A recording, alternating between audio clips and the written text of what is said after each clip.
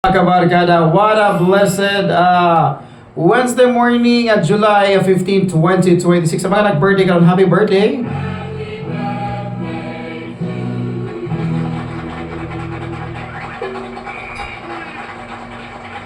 Alright, this Wednesday morning mga kabarkada natay pagkahisgutan, no? Usa ka point sa to ang kinabuhi nga di ta kasabot o wa na to masabti kay ato alang gibypass sa atong mga pangunahuna. Kaya ba mga kabarkada, in everything that you do in a daily basis, kinahanglan productive ka. Kinahanglan nga kanang ang imuhang being productive this day, mo direct sa imong gustong nahitabo o mahitabo sa imong kinabuhi. There is no shortcut in life. Yeah? There is no shortcut in life kay tanan ato ginang agian. Tanan yun ato ginang maagian mga kabarkada. But there is certain thing mga kabarkada, there is certain thing mga kabarkada nga atong i-apply sa atong kinabuhi. Sama na lang ini gitawag nato nga in everything that you do, you must understand that you have to love what you are doing. Sa Bisaya pinulungan pa mga kabarkada, bisag unsa pa kuno ang imong gibuhat, kinahanglan imong gihigugma ug unsa magani ang imong gibuhat. Kaya ang pinaka-effective nga trabahante mga kabarkada base sa psychology is ang katong mga trabahante nga nahigugma sa ilahang gibuhat. And isa pa, ang mga artist mga kabarkada, mga painter, mga kanang songwriter, mga singer, mga dancer, mga developer or whatsoever, effective kay sila mga kabarkada. You know why? It is because they love what they're doing. Nahigugma sila sa ilang gibuhat. Dili ka makakita og the best nga singer kung wala siya nahigugma sa iyang gibuhat. Dili ka makakita og the best nga drawing or painting kung wala siya nahigugma sa iyang gibuhat. Dili pod ka makakita nga ang empleyado nga kanang progressive or productive that day kung wala siya nahigugma sa iyang trabaho. Labaw nang dili pod ka makakita ang negosyante nga ni Asinso tungod kay wa siya nahigugma sa iyang pagnegosyo. Nakakita kag mga negosyante nga mga ni Asinso pag-ayo mga kabarkada, even though ni agi og mga nagkadaiyang alkanse sa negosyo, pero karon nahimong successful, dili ka makadungog silang baba nga nagingon sila nga I don't love what I'm doing. Sure o 100% that they love what they're doing mga kabarkada. Mao nagbisan pa man gani o kapila sila maalkanse sa ilahang gibuhat nga negosyo. Time will come mga kabarkada nga bisan pa man nga naalkanse sila, nahigugma man sila sa ilang gibuhat. Time will come, mubunga ang tanan nilang gipangbuhat. And that is the reality of life. Kinahanglan lang gyud ato mga kabarkada nga atong higugmaon og unsay atong gustong mahitabo sa atong kinabuhi. In what way? In what way, Sergeant Rico? Pinaka primero, you must learn to take risk. While taking the risk, mga kabarkada, you must understand, no? You must understand that you have to love taking risk, mga kabarkada. Because if walay gugma manggod ang imong mga actions, then useless ang tanan nimo mga plano sa kinabuhi. Kutob ra na diha, plano ra, walay action. Another thing mga kabarkada, whatever you decide to do, kinahanglan it will make you happy. So bisag unsa di imong gibuhat this morning or this day, kinahanglan malipayon ka sa imong gibuhat.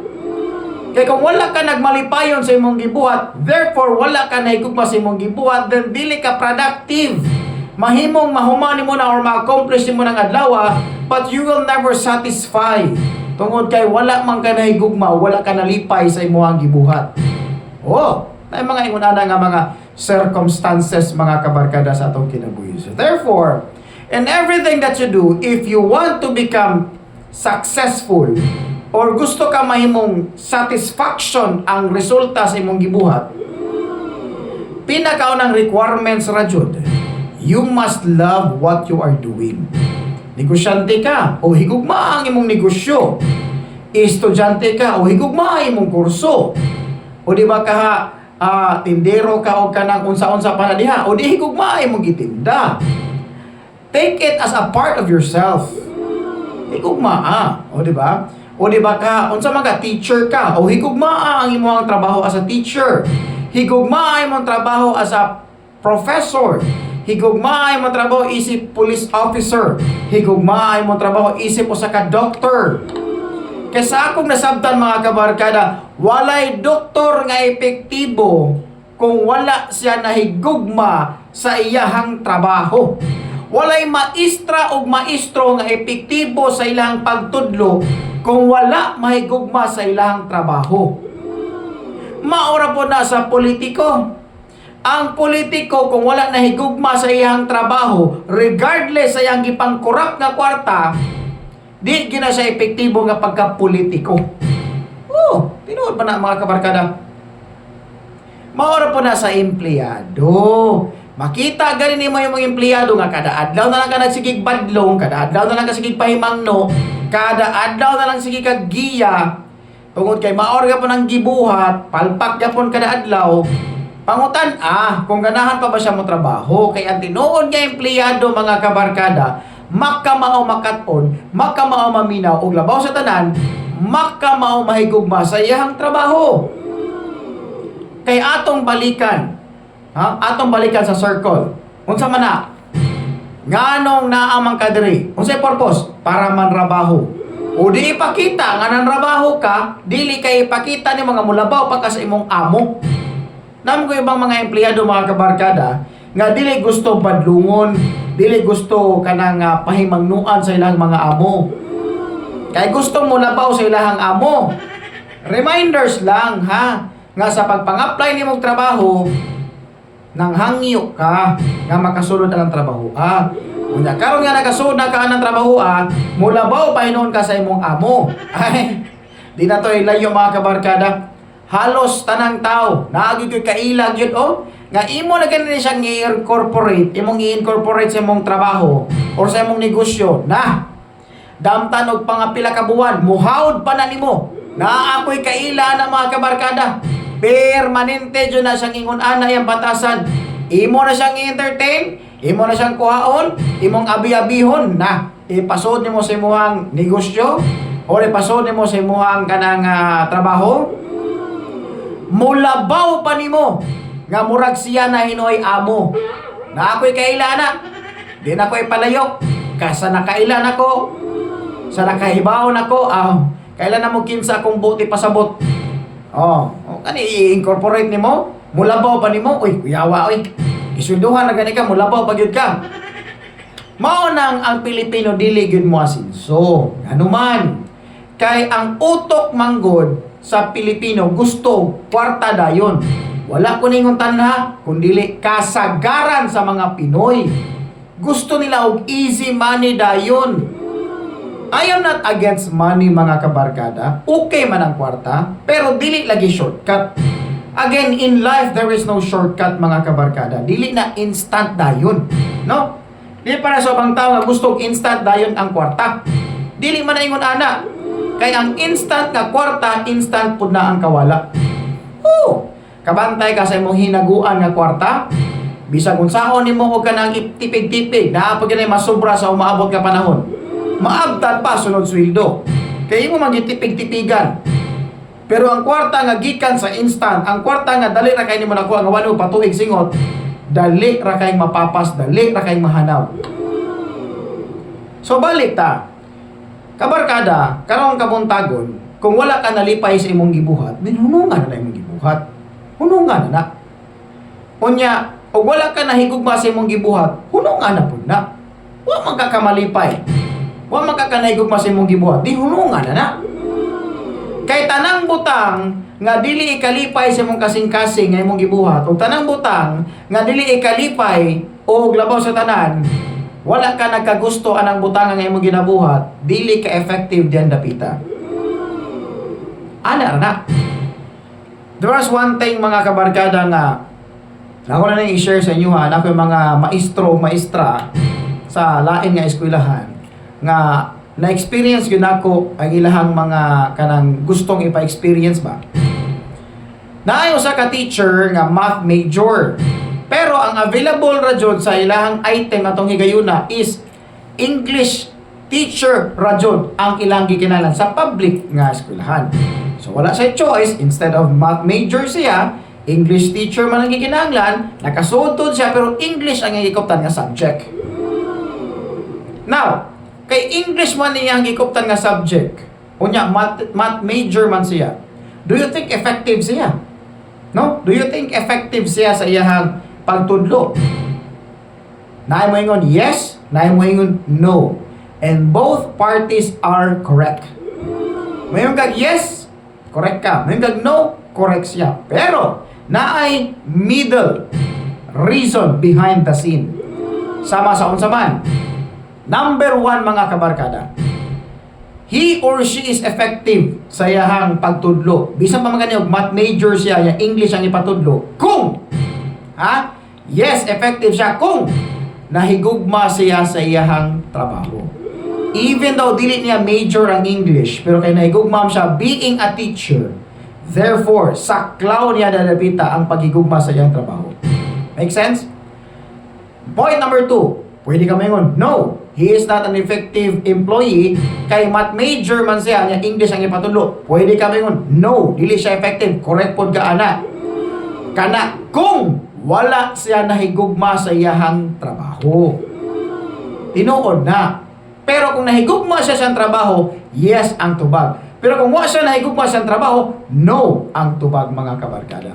Kay lagi, in everything that you do in your life, trabaho ka man, eskwela ka man, negosyo ka man, unsa pa panday ka man, construction worker ka man, pintor ka man, engineer ka man, nurse ka man, doktor ka man, teacher ka man, police ka man, kung wa ka nahigugma sa imong gitrabaho, dili ka epektibo sa imuhang gipili nga trabaho.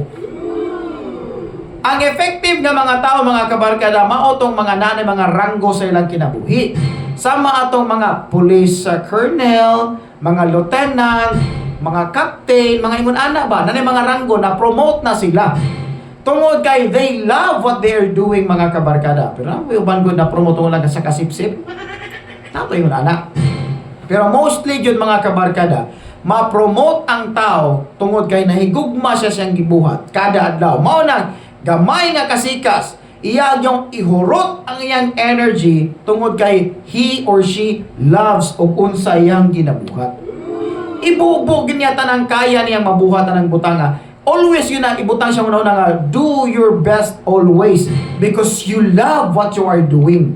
Nan karon kamong mga amo karon nga naminaw, no? Kamong mga amo, kamong nagsweldo sa inyong mga empleyado. Paminaw gyud pag maayo nako.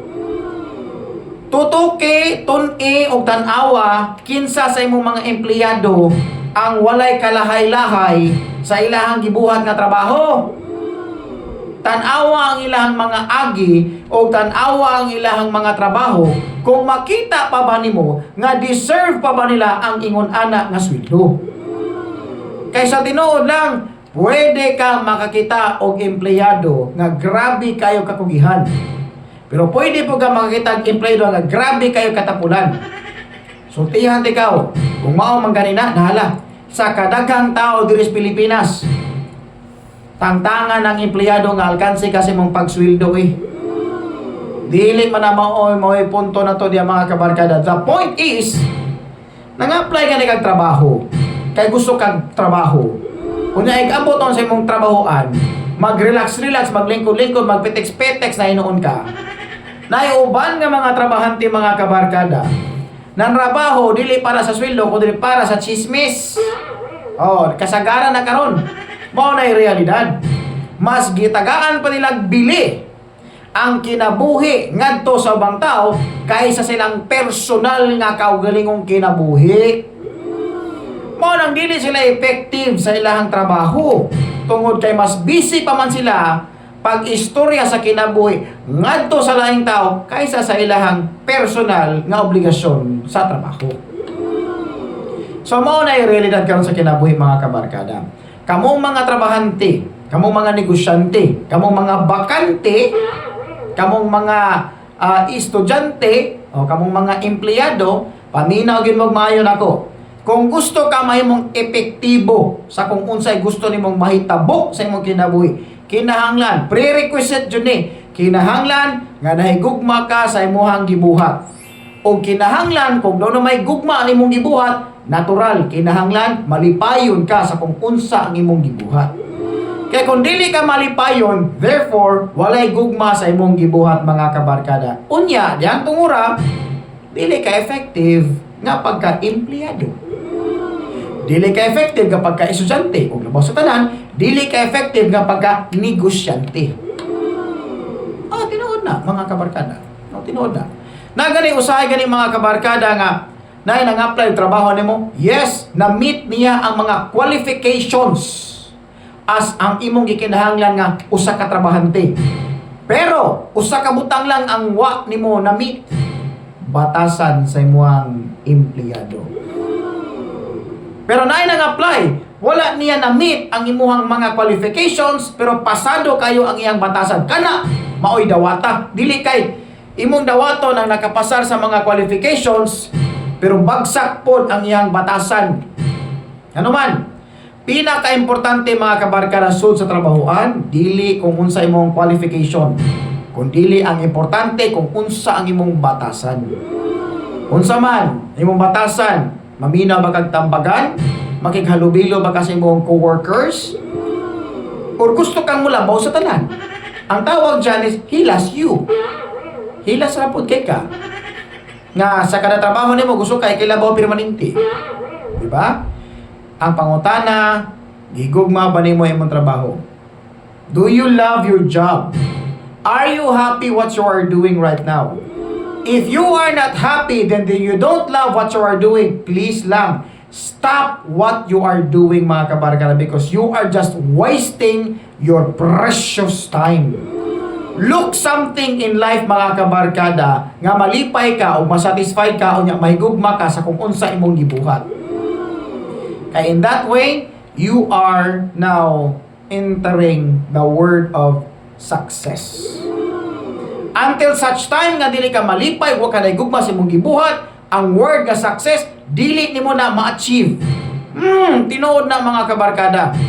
Dili nimo na ma-achieve. Ma-achieve lamang ang imong gustong mahitabo sa imong kinabuhi kung masabtan nimo nga kini imuhang dagan sa pagpanginabuhi. Applyan nimo gugma o syempre apply nimo og kalipay sa kung unsa magani ang imong gibuhat. Magamay man og mga dako ang aumento kada adlaw sa imong productive, sa imong pagka-productive, you must enjoy every moment in life. Kaya wata kibaw, kanus-a kuhaon ang imong gininhawa sa labaw nga makagagahom. That's why in every second, in every minute, and every hour sa imong kinabuhi, every day, every week, every month, every year, you must understand that you have to love what you are doing and you have to be happy what you are doing. That is the meaning of life mga kabarkada. Kung happy ka nga nangguba kag reputasyon sa ubang tao, be it. Pero timan karma is always real. Kung malipayon ka nga maguba ang reputasyon sa ubang tao tungod sa imong pagchismis o sa imong pagpanaot niya, ay timan karma is real. Masumbalikan rapod ka na sa umabot nga panahon. Pero kung if you're doing good, nga nalipay ka sa imong gibuhat, naghatag ka kayuhan sa imong isikataw, again, karma is still real. Kung naghimo ka kayuhan sa imong isikataw, mo reciprocate na. O mahitabo po nimo ang imong gibuhat nga kayuhan ngadto sa ubang tao. So does kadautan sa ubang tao. Kung maghimo ka kaayuhan sa imong isikataw, musumbalik na sa imuha. Kung maghimo ka dautan sa imong isikataw, musumbalik po na sa imuha. That is the golden rule of karma. Pero pinaka-the best mga kabarkada para mamupok ka good karma is you have to love what you are doing and you have to be happy what you are doing mga kabarkada. That adds up sa gitawag nato kanang purpose of existence niining kinabuya. God bless mga kabarkada. Happy Wednesday morning, July 15, 2026. Mwah!